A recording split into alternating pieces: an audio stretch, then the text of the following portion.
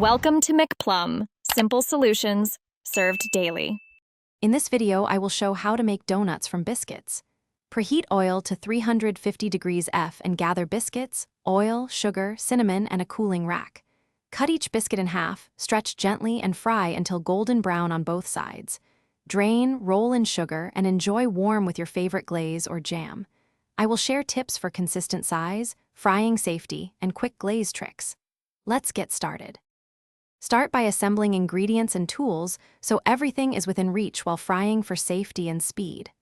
Open the biscuit can, separate rounds, and gently roll each to your preferred thickness for a consistent donut shape.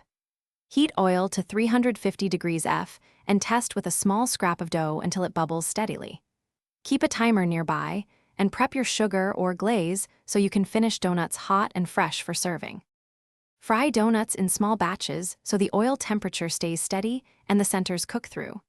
Place each biscuit gently in oil, fry until the bottom is golden, then flip and finish the other side, about 1 to 2 minutes per side depending on thickness.